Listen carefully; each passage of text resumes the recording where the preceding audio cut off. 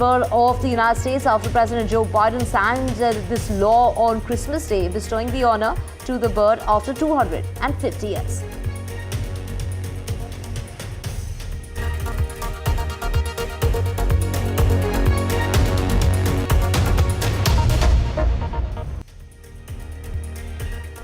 Let's get to your top story, and that's the Palestinian militant group Hamas and Israel that have traded bombs. They are blaming each other for the failure to conclude that ceasefire agreement despite progress reported by both sides in the past few days. Now, Hamas has said that Israel had laid down further conditions, while Israeli Prime Minister Benjamin Netanyahu accused the group of going back on the understandings that had already been reached upon.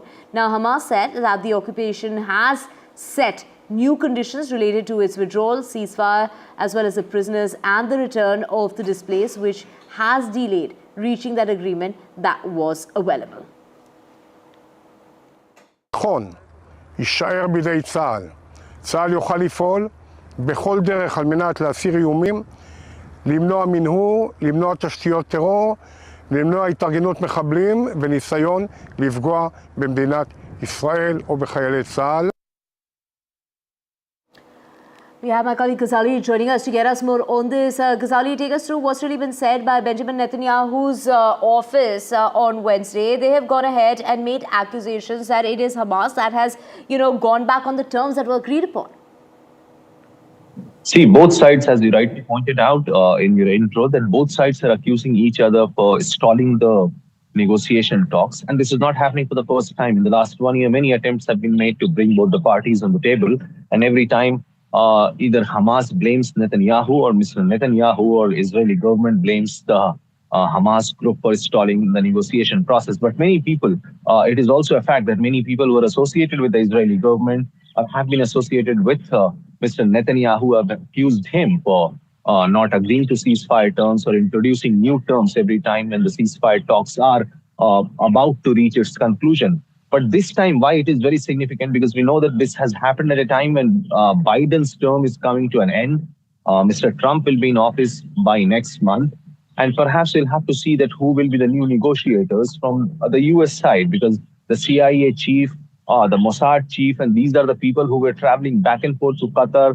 They were negotiating with Egypt and even Turkey to broker the ceasefire, but that has not worked now. And at this critical juncture, with a regime change or say the administration change in the United States, it will also have an impact on this negotiation talks as well, because Netanyahu and his government have shown that they are probably going to stay in Gaza to reoccupy the Gaza again and install their army and other resources on the ground. And that is something which has been opposed by many people within the US administration under Mr. Biden. And we'll have to see whether Mr. Trump will support it or not. But as far as the negotiation talks are concerned, it is certainly going to hurt the negotiation and the fate of the hostages who are still under the captivity of Hamas. Right. Thank you so much, Ghazali, for joining us with those details and what is really delaying that ceasefire deal.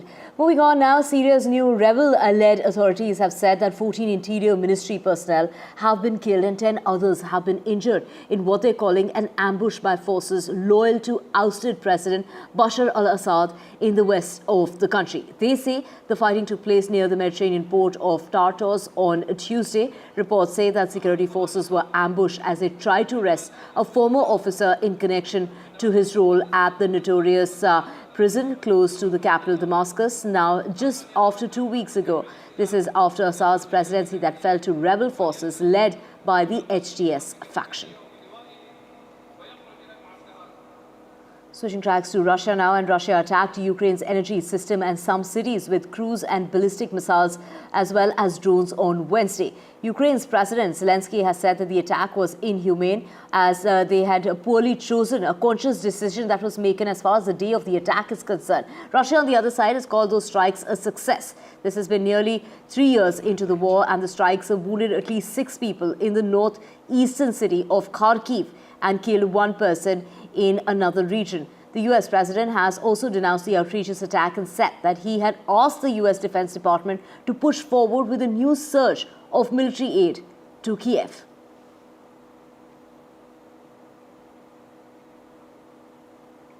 And as Pope Francis, in his Christmas message on Wednesday, called for talks between Ukraine and Russia to end the war that followed Moscow's full-scale invasion 2 years ago and had killed tens of thousands of people.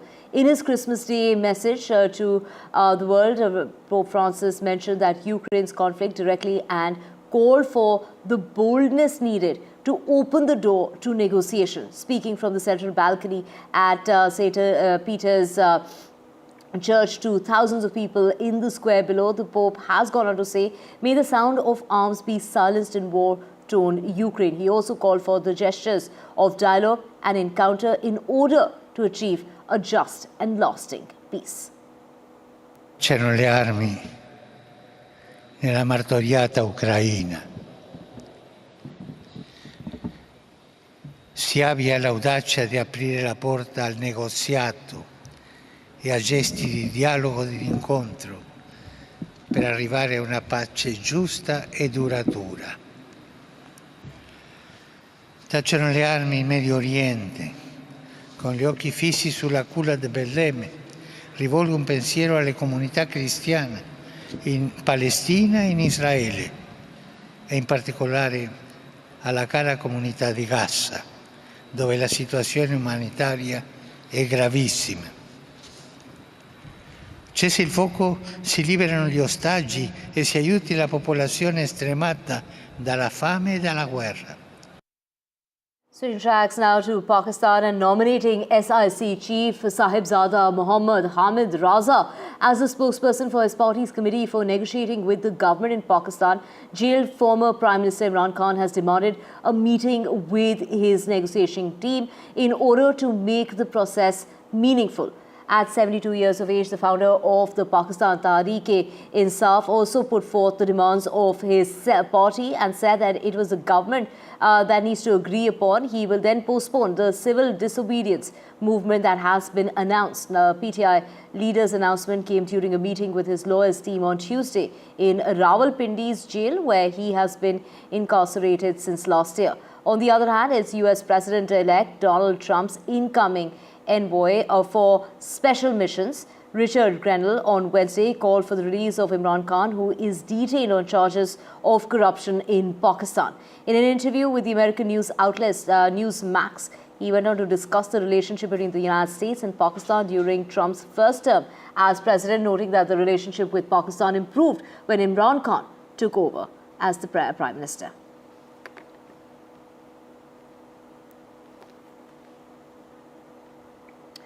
Well, in other news, a Taliban government spokesperson has said that Pakistan airstrikes in that eastern border province of Afghanistan that killed 46 people, including women and children.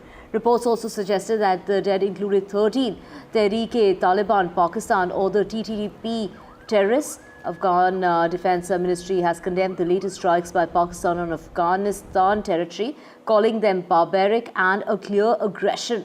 Deadly airstrikes by Pakistan's military in the border regions of Afghanistan in March that the Taliban authorities said killed 8 civilians prompted skirmishes on the frontier. Do remember, Taliban has now warned of retaliation.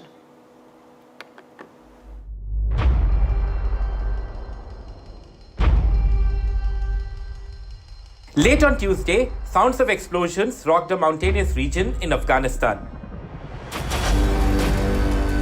According to reports, Pakistan targeted multiple suspected hideouts of the Pakistani Taliban inside its neighboring nation.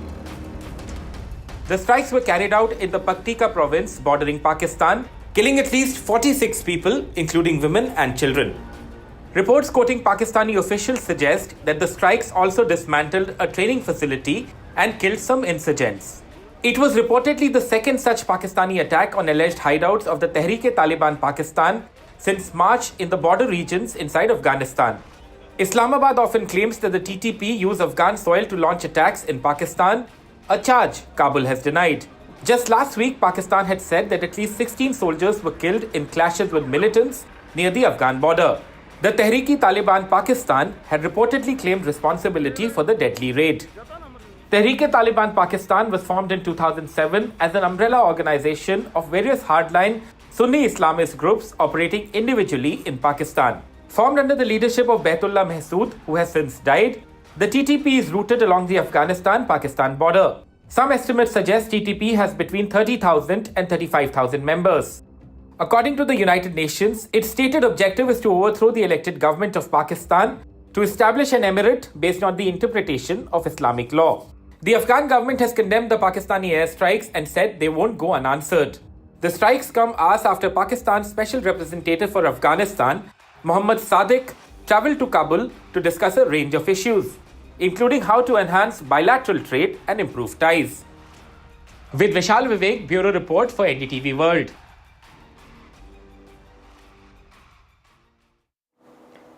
A tragic incident that's being reported on grounds of that Azerbaijan Airlines plane that was en route from Baku to Russia's city of Grozny, while crashed near the Kazakhstan airport. The flight that was carrying 67 passengers and 5 crew members was forced into an emergency landing. According to the latest updates, at least 29 people have survived.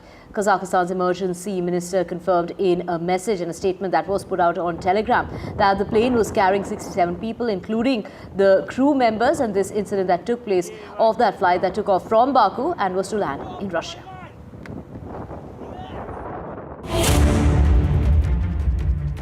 A Christmas miracle of sorts. Over 20 survivors after an Azerbaijan airline flight from Baku to Grozny crashed while making an emergency landing at Aktu in Kazakhstan. The pilot issued repeated requests to make an emergency landing.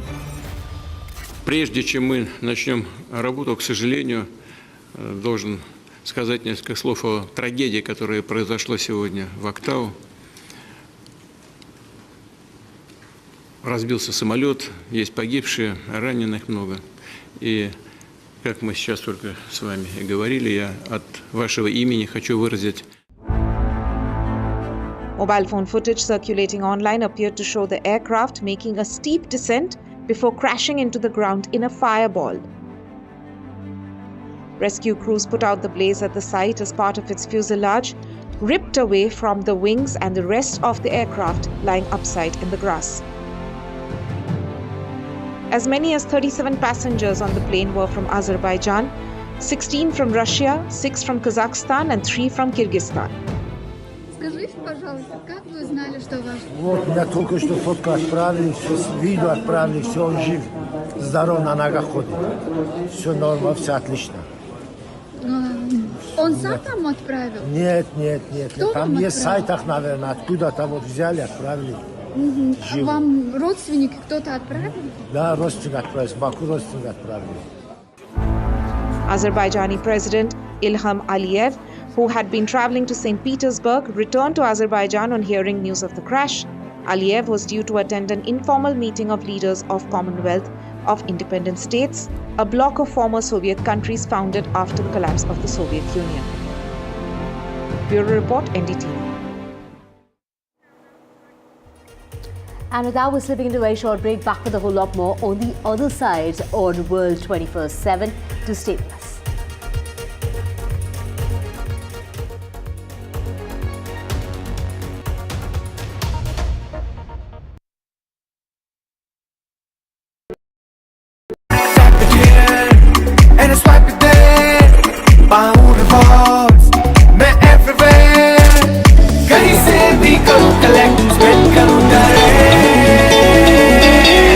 Download any single ID partner app, link your card and earn reward with Top Rank. Get it free with single ID. NDTV proudly upholds its legacy of trust and credibility. According to the prestigious Reuters Institute's Digital News Report 2024, NDTV is the top-most news platform in the country. Number 1 in both online and offline reach in India, beating all its competition. NDTV stands for trust. New day, new show, a new experience. Start your day with the news, not views. We bring you stories that matter and impact your lives. News that informs and keeps you ahead. From Maximum City, Mumbai, to the State of Governance, Delhi, NDTV brings to you the best breakfast show. The breakfast show only on NDTV 24/7 every morning at 8 a.m.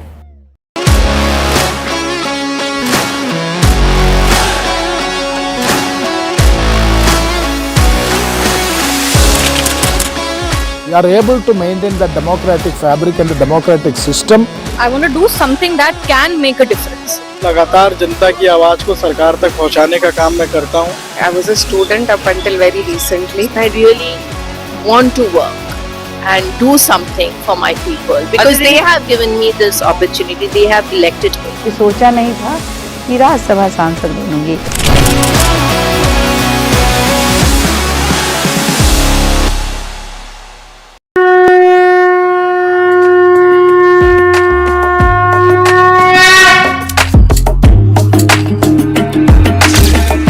Mahakumbh, a festival of faith, the world's biggest spiritual festival, the divine dip at the spiritual Sangam, a sacred confluence of faith, culture and heritage. NDTV's mega coverage of the Mega Fest. NDTV at Mahakumbh 2025.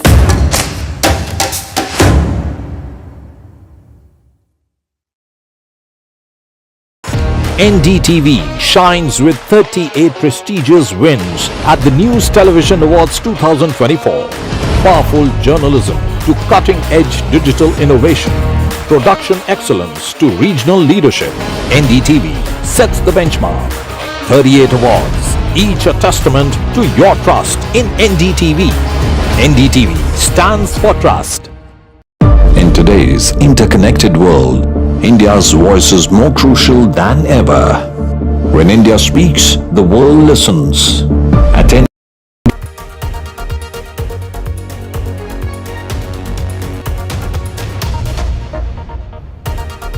Welcome back to NDTV World. Let's get you the latest. This is in regard to hundreds of university students who rallied in Belgrade on Wednesday to protest the policies of President Alexander Vučić and his ruling Serbian Progressive Party, whom they blame for a railway disaster last month in which 15 people died. The concrete awning of the recently renovated roof of the train station in the northern city caved in on the 1st of November, killing 14 and injuring 3 others. One of the injured died later. Students at the university in Belgrade and across Serbia have been protesting since, demanding publication of documents relevant to the station renovation and the prosecution of those responsible for the disaster. Switching tracks now to Japan, and talks between China and Japan's foreign ministers in Beijing have paved way for Japan to host China's foreign affairs chief next year, with mutual agreement to hold that security dialogues as soon as possible. No details were given for when the event will take place after a working lunch with the Chinese counterpart. Yang Wei and Japan's Takashi Iwaya said that both had agreed on continued high-level talks, including potentially an economic dialogue that's going to be taking place during the visit of 2025. Now, in a big development on big tech, new Vietnamese internet rules require Facebook and TikTok to verify user identities and hand over data to authorities. Critics say that this is the latest attack on freedom of expression. Under the rule, now all tech giants operating in Vietnam must verify users' account via their phone numbers or Vietnamese identification numbers and store that information alongside their full name as well as their date of birth. They must provide that data to authorize a request and remove any content the government regards as illegal within 24 hours. The new rules came into force on Wednesday. All social media sites had been given 90 days to provide data on the total number of regular visits from Vietnam and the number of regular users per month to authorities. And in other news, Kurata Ayuni, a 28-year-old survivor of the earthquake and tsunami that devastated her hometown 2 decades ago, has transformed her resilience into purpose. Defying the male-dominated coffee culture, she runs a cafe that serves as a welcoming space for everyone, especially women, by employing and empowering them in the region worst hit by the tragedy that struck on the 26th of December in 2004. A powerful 9.1 magnitude earthquake off the coast of the Indonesian island triggered a tsunami that killed around 230,000 people across a dozen countries, reaching as far as East Africa. Some 160,000 of those were in this particular area at the northwestern tip of Indonesia. Ayuni survived the tsunami by chance, staying at her aunt's house instead of her family home, and that is what helped her survive. However, the disaster shattered her childhood, claiming the lives of her parents, her younger sister, who was only 6 when their home was hit by the giant waves. Infrastructure has now been rebuilt in the area and is now stronger than before the attack that took place. Now, early warning systems have also been set up in areas closer to shore and to warn residents of a potential tsunami. Around 14 kilometers from Ayuni's coffee shop, students in a public high school take part in disaster simulations, especially when there's a warning of an earthquake, and to prepare people for evacuation. And moving on, the bald eagle, a symbol of power and strength of the United States for more than 240 years, has earned its honor. It's officially become the country's national bird, and that is the announcement that was made by US President Joe Biden on Christmas Day. He signed into that law legislation that was sent to him by the Congress that amends the United States Code to correct what had long gone unnoticed and designated the bald eagle, familiar to many because of its white head, yellow beak and brown body, as the national bird. The bald eagle has appeared on the Great Seal of the United States, which is used in official documents since 1782, when the design was finalized. The seal is made up of the eagle, an olive branch, arrows, and a flag-like shield. Now, from the debate on education to satellite imagery, it has transformed the way journalists around the world report news. We're talking about capturing images with unprecedented clarity. Stories which would otherwise not be possible, they would be missed, stories that the governments may want to hide. For NDTV here, satellite imagery has played such a key role when it comes to reportage for the last several years. And as of 2024, that comes to an end, they are some of the strongest satellite images that we got from Maxar Technologies. Now, these are stunning images that have captured the moment. My colleague Vishnu has the details.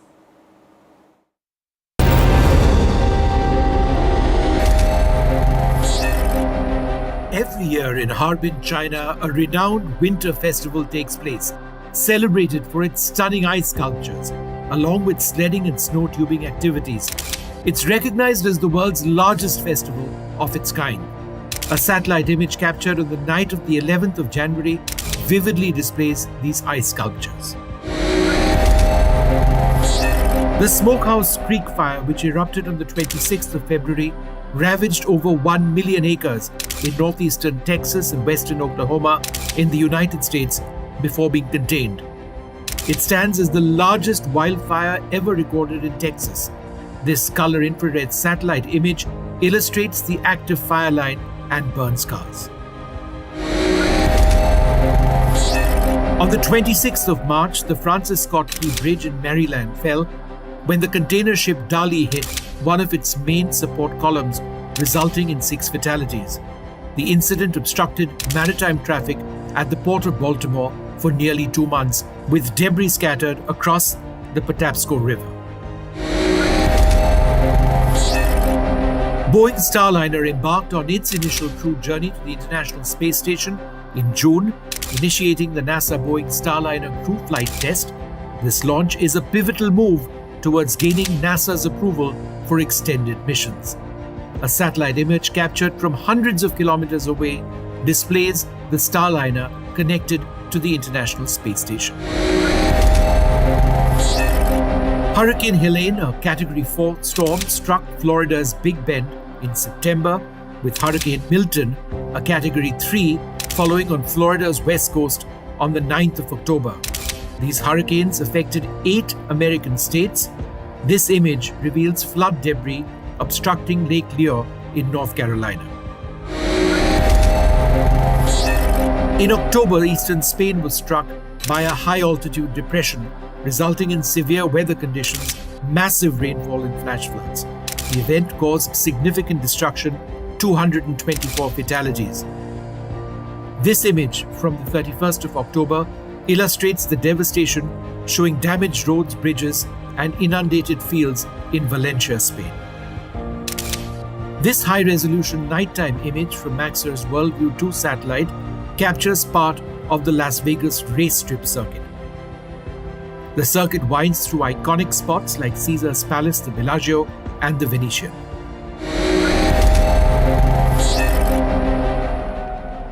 And finally, Syrian President Bashar Assad fled on the 8th of December as rebel forces advanced, ending his control in the civil war. Satellite imagery from the 15th of this month shows Russia withdrawing from Yemen airbase with military trucks, armored carriers, and personnel on the tarmac.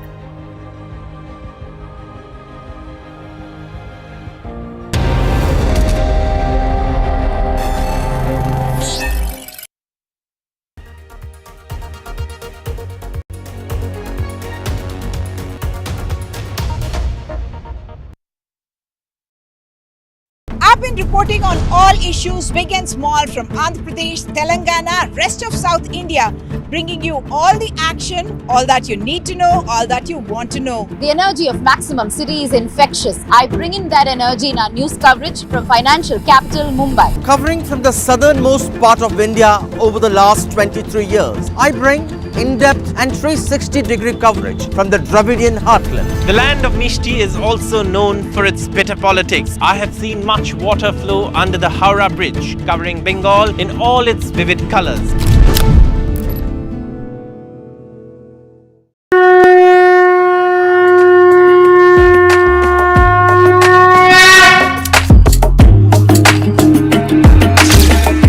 Mahakumbh, a festival of faith.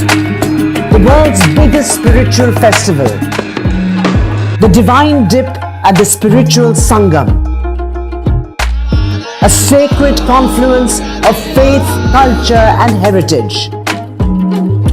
NDTV's mega coverage of the Mega Fest. NDTV at Mahakumbh 2025.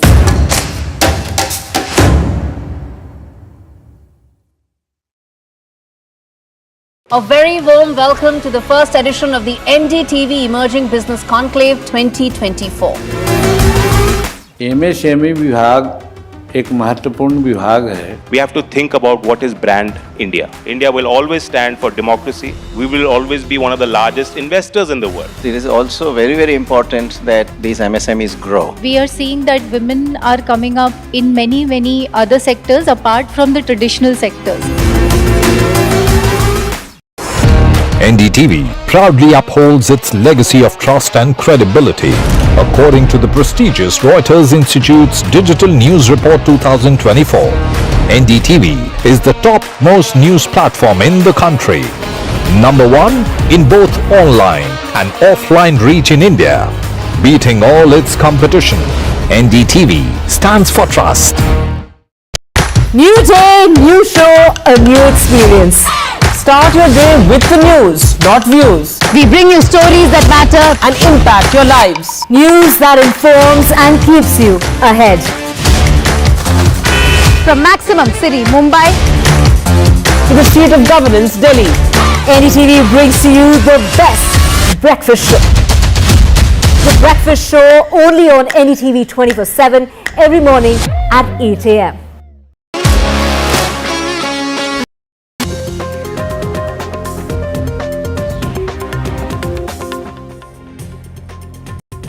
Very good morning. Watching the breakfast show here on NDTV 24/7. I'm Divya Vada. We have a whole lot lined up for you, including Allu Arjun's father and the Telugu film industry that's going to be meeting with the Chief Minister Revanth Reddy in order to de-escalate the tensions that have arisen after that stampede that resulted in the death of the 35-year-old. We'll get you all the details. First, let's just get you the headlines.